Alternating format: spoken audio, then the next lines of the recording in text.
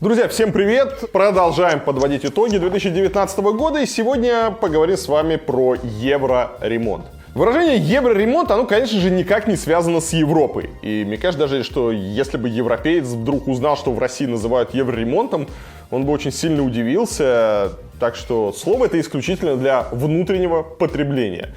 Этот термин возник в лихие 90-е, когда у советского человека появилась потребность срочно начать новую красивую жизнь, но потребность-то появилась, а возможностями еще было плохо. Поэтому на рынок хлынули дешевые отделочные материалы. Евровагонка, евродоски, еврочерепица, в общем, все с приставкой евро. Сегодня евроремонт — это состояние души варвара.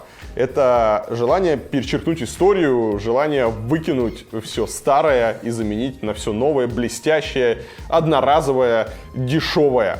И сегодня я выбрал 10 самых вопиющих случаев того, как русские в 2019 году сами уничтожали Россию. Ну и начать хотел бы со здания 1950 года в Петербурге. То есть это послевоенное здание, и давайте посмотрим на его лестничную клетку. Вот так вот до недавнего времени она выглядела. Ну, красивая, это Сталинка, да, такая вот красивая лестница, такая вот идет дугой. Посмотрите на перила, на вот поручни, на то, как вообще вся эта лестница сделана, на покрытие. Вот. Поскольку здесь должен расположиться деловой центр, решили сделать ремонт, и, конечно же, всю вот эту вот былую красоту, эти металлические вот ограждения с деревянными поручнями, все это выкинули и ступени облицевали вот дешевым керамогранитом китайским и поставили такую вот хромированную одноразовую такие вот перильца. И получился вот офисный центр. Казалось бы, да, зачем я вообще, почему я с этого начал, почему я вставил, как казалось, ну лестница и лестница, а что страна от этого потеряла? На этом примере очень хорошо видно вот деградацию, да, когда вот то, что делали 70 лет назад, да, 50-й год, и то, что люди делают сегодня, то есть насколько проще стали детали, насколько примитивнее стали технологии, и что вообще очень характерно, если предыдущий ремонт, он продержался 70 лет, да, вот как этот дом построили, то новый ремонтик уже вон прямо плиточка отвалилась, балясина куда-то оттуда отлетела, то есть даже вот уже через несколько лет все это барахло начало разваливаться. Даже радиаторы раньше выглядели массивнее и интереснее, чем вот тот, который они хлюпенький сюда повесили. Как такое можно было допустить, я не понимаю. Очень характерный пример. А мы с вами идем дальше. Дальше у нас Дворец культуры Подмосковья. Дворец культуры находится он в Красногорске. Это здание с непростой судьбой. Оно было построено еще в начале 20 века.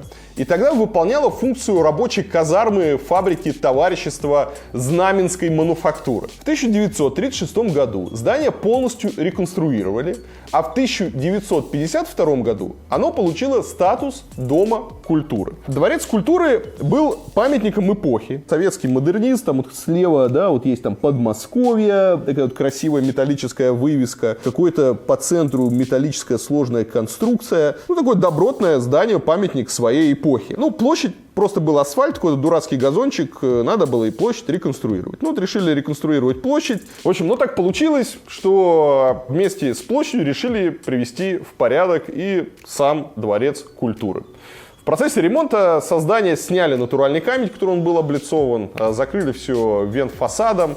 Ну и что получился? Ну, получился такой вот обычный проходной китайский торговый центр, который, ну, пройдешь, не заметишь, да, много ли, мало ли у нас таких торговых центров по всей стране, офисных. Получилась такая вот безликая коробка. Совершенно непонятно, почему мы не ценим то, что есть, да, почему надо все уничтожить, почему надо этого стыдиться, почему надо было все это снести, разломать, закрыть вот поскорее, вот как-то стыдливо. К сожалению, из уникального объекта, да, это стал вот один из. А мы идем дальше. 8-е место, и на 8-м месте у нас жилой дом в Ростове-на-Дону. Да, Ростов-на-Дону — это для меня больной вообще город, потому что там прямо вот эти акты варварства, они происходят прям постоянно. Ну и, конечно, евроремонт не обошел в этом году стороной и Ростов-на-Дону. И сегодня хочу вам показать дом, который находится на проспекте Чехова. Этому дому более 100 лет. И его отремонтировали, это потратили 22 миллиона рублей. Вот давайте посмотрим, как этот дом выглядел. Такой характерный, во-первых, кирпичный фасад. Да, он покрашен, кирпичный фасад, и декор тоже сделан из кирпича. То есть вот наверху какой-то декор. Понятно, что балкончики уже в позднее время, их там кто-то застеклил, как-то сделал, повесили кондиционер. То есть что с этим домом надо было делать? Да, нужно было, конечно, почистить фасад. В идеале нужно было заменить окна, договориться с жильцами, вернуть туда деревянные окна, привести балконы к какому-то единому виду. Возможно, на этих балконах предусмотреть какие-нибудь специальные декоративные ящики для кондиционеров, чтобы как-то жителям было комфортно. Этот дом можно было вполне привести в порядок. Что сделали в Ростове-на-Дону? В Ростове-на-Дону сделали вот так. В ходе ремонта уничтожили историческое остекление, где оно еще оставалось. Уничтожили большинство вот этих кирпичных декоративных элементов. Вот вы только посмотрите, такой дом они превратили в дешевое, безликое и безвкусное строение. Они изменили просто все, да, вот они изменили вот верх этого дома, да. Посмотрите на окна, посмотрите, какие изначально были деревянные окна, вот они еще кое-где оставались. И вместо того, чтобы эти окна восстановить везде, они просто взяли, все уничтожили и вставили просто такие вот бойницы пластиковые, совершенно пустые. Посмотрите, что они вообще сделали с фасадом. То есть фасад был кирпичным, и этот кирпич, он придавал такую вот определенную текстуру. Он был мелкий, вот эти вот ячейки, да, то есть важная часть архитектуры. Они взяли его, отштукатурили и закрыли весь кирпич, убрали все декоративные элементы. Ну, получилось такое вот барахло. Сделали ремонт. Молодцы, ребята, уничтожили дом. Вам кажется, что в Ростове-на-Дону очень много исторической архитектуры, что Ростов-на-Дону можно вот так вот по кусочку кромсать, а вы оглянуться не успеете, как от Ростова ничего не останется. И будет весь Ростов в таких вот совершенно безликих, бездушных коробок, а вы потом будете охать и ахать, а как же так, да, а что же вот, а где же наш Ростов, каким мы его помним? А вот сейчас все это уничтожают.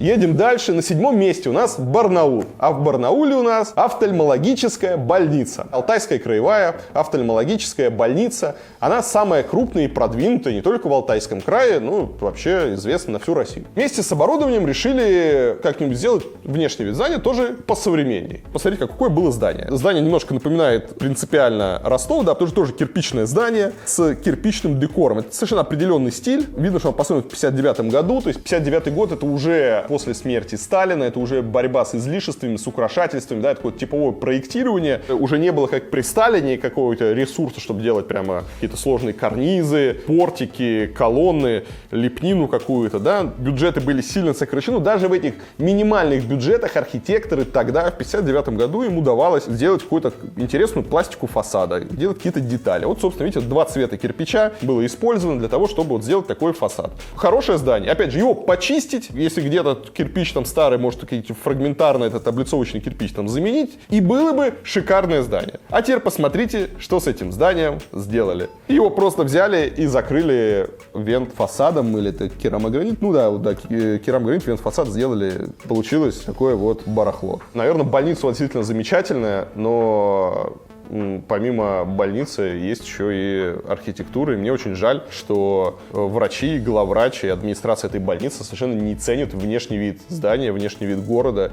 Еще раз, вот было, стало. И как вообще можно было такое вот интересное здание по архитектуре, да, не шедевр, но оно было интересным, на него было нормально смотреть, как можно было просто его испортить. 6-е место. Железнодорожная платформа в Долгопрудном. В подмосковном Долгопрудном есть железнодорожная платформа Хлебникова, а на ней классический кассовый павильон. И таких павильонов осталось уже единицы, раньше они были типовые. И когда начали строить вот этот МЦД, новый суперпроект, то павильон решили привести в порядок. И все было бы хорошо, если бы вот этот вот павильон, опять же, взяли, почистили, подлатали, ну и стоял бы такой красивый павильон. Да, исторический павильон, который напоминал бы, что эта станция все-таки историческая, что это не сегодня появилось, но его зачем-то решили просто взять и закатать в пластик. И вместо вот крепкого каменного исторического павильона получилась просто какая-то скучная палатка с шаурмой, на которую просто больно смотреть. Я вообще не понимаю, зачем нужно было все это дело делать. Вам кажется, вы сделали что-то современное и красивое? Нет, вы просто из нормального добротного каменного здания вы сделали просто пластиковую погремушку, барахло. Зачем?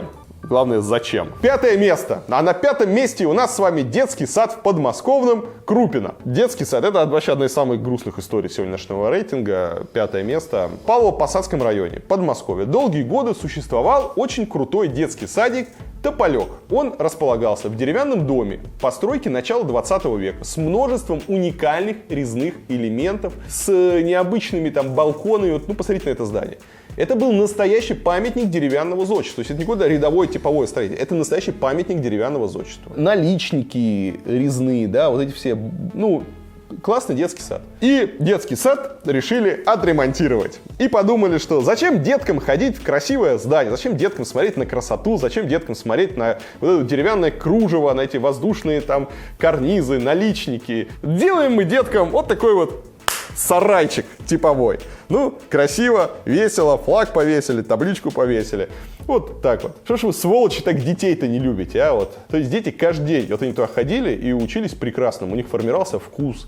Они понимают, что такое гармония, что такое красота. Они понимают, что такое архитектура. Русская архитектура. Русская архитектура, деревянное зодчество русское. Им это было интересно, да? У них что-то в душе оставалось. А теперь дети ходят вот в этот вот непонятный, просто обшитый керамогранитом сарай. У нас принято защищать детей там, от какой-то вредной информации в интернете, защищать их от порнографии, от гей-пропаганды. А почему детей не принято защищать от такой вот архитектуры? Вот эта архитектура наша реально ломает психику, она реально портит детям жизнь. Но это происходит, и видите, кроме меня там и вас, может быть, никто этому не возмущается. 4 место, я про это уже рассказывал, повторюсь еще раз, мы с вами перемещаемся в Иркутск, и в Иркутске находится Почта России. Я там был, и я про нее много писал, это 4 место, это моя большая такая битва, которую я начал, и я надеюсь, эта история все-таки завершится каким-то успехом. Итак, на улице Степана Разина в Иркутске есть почтовое отделение номер 25. Вот оно, давайте посмотрим. Этому отделению больше 130 лет. И внутри здания до недавнего времени был такой вот, ну, шикарный деревянные двери. По поводу этих дверей там ходит много каких-то легенд, что их вроде сделали в 90-е, до этого было там еще что-то, до этого было еще что-то. Но, в общем, в любом случае, ребята, это историческое здание. Вот что бы кто сейчас ни говорил, это историческое здание. Это здание, которому более 100 лет. И понятно, что там была какая-то красивая, интересная входная группа, красивые деревянные двери, там был тамбур, там было крыльцо. Почта России все это выломала и вставила просто убогую пластиковую, самую дешевую дверь, как в ларьке, и вставила туда, сделали какой-то козырек из профлиста. В общем, просто какое-то убожество, кошмар и ужас. Я считаю, что это преступление. Это, ну, как можно взять так и изуродовать здание? Поэтому я сейчас буду говорить, что мы все это сделали под свои стандарты, что мы это все сделали заботой про инвалидов. Конечно, да. А кроме как вставить убогую пластиковую дверь, конечно, других вариантов позаботиться об инвалидах вы не придумали. Сделать что-то более эстетическое и так далее. Я предложил почте, что там я и фонд «Внимание», мы можем помочь им вернуть туда историческую дверь. Главный архитектор Иркутска, он согласен найти там материалы, общественность, там историки, все возмущены. Я очень надеюсь, Почта России, я не верю, что они сами это сделают. Я надеюсь, что Почта России позволит нам сделать, навести там порядок. Мы сами сделаем эту дверь, мы сами найдем какие-то эскизы, мы сами сделаем чертежи, мы подготовим проект, мы вернем, сделаем нормальную входную группу. Поэтому я надеюсь, Иркутская Почта России, она смотрит этот ролик, им до сих пор стыдно, и мы с вами, ребят, договоримся и сделаем красиво. Давайте. А у нас 3 место. Дом конца 19 века в Краснодаре. Он был построен более 130 лет назад. Здание находилось в плохом состоянии и нуждалось в срочной реставрации. Еще раз посмотрите, каким было это здание. Одноэтажное здание, характерное такое каменное здание, характерное для юга России, очень сложный карниз, пластика фасада. И, конечно, это было украшением города. Но у чиновников были свои представления о том, как нужно реставрировать красивые здания. Сначала здание лишили просто всей пластики, всех декоративных элементов, превратив его просто в такой омерзительный вот бетонный барак, а затем просто окончательно обшили все панелями венфасада. И историческое здание стало похоже то ли на палатку с шаурмой на автовокзале, то ли просто на какую-то общагу вахтовиков. Я думаю, здесь просто комментарии излишние. Вот вы видите, что было и что стало. И мне просто кажется, это просто преступление. Неужели люди, кто живет в Краснодаре, неужели вам как-то не стыдно, и вы считаете, что это правильно, что это хорошо? Почему никто не возмутился?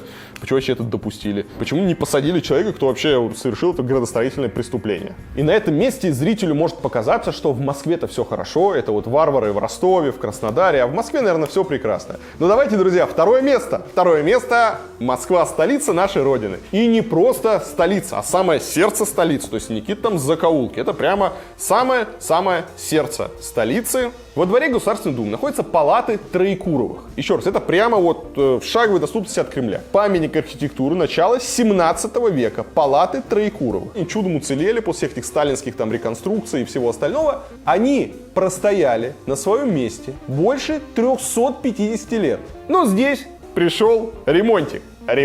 И их решили немножко отреставрировать, привести в порядок. Ну вот так вот они выглядели, давайте посмотрим на фотографию. Вот так палаты выглядели. Вот когда их отреставрировали, то обнаружилось, что во время реставрации чудесным образом добавилось 2 новых офисных этажа и мансарда общей площадью 800 квадратных метров. Сделали еще наружную лестницу, чтобы было удобно. Я уже не говорю даже про уничтоженный декор. Вот обратите внимание там на окна, да, они уничтожили декор, они изменили вот все эти колонны, они уничтожили карниз, они просто, это фактически просто новое здание. Реставрация, она так удачно прошла, что появилось 800 квадратных метров. Ну, подумаешь, у нас же в Москве много зданий начала 17 века, да, куда ни плюнь, чё, не жалко. Ничего страшного, одним больше, другим меньше, ну, подумаешь, зато оно тебе пользу принесет. 350 лет здание стояло, никто его не трогал, а тут пришли вот реконструкторы, реставраторы и сделали. Еще раз, это все происходит во дворе Государственной Думы. Представляете, у меня просто нету слов. А завтра что, может вы на Кремлевской стене там сделаете еще мансарду и в башнях сделать, кстати, там какие-нибудь апартаменты, жилье, отель, пристроить на Кремлевской стене какие-нибудь красивые балкончики. А что нет? На Спасской башне сделать красивую смотровую и небольшой торговый центр там поднастроить. Че добру пропадать, да, вот это вот. Давайте уже до конца реконструировать все. Ну и чтобы окончательно испортить вам настроение, первое место. Переместимся с вами в Тулу. Дом ребенка в городе Тула. Его построили более 100 лет назад, в 1909 году. И он был предназначен для детей-сирот, ну такое добротное двухэтажное здание. До 2018 года здание каким-то чудом, видимо, сохранилось в первозданном виде. Вот мы можем с вами видеть на панорамах 2018 года свежевыкрашенный фасад. То есть, ну, казалось бы, ничто не предвещает беды. Нормальное здание, ну, обычная средовая застройка начала 20 века, да, хорошее добротное здание. Казалось бы, все хорошо, ничто не предвещало беды. Но тут в январе красивое историческое здание решили скрыть чудовищным ядовито-желто-коричневым сайдингом. И согласно размещенному на официальном сайте госзакупок соглашению, стоило все это убожество почти 2,5 миллиона рублей. То есть за 2,5 миллиона рублей власти изуродовали здание, которое, по сути, даже в ремонте не нуждалось. То есть что должно быть в голове, друзья,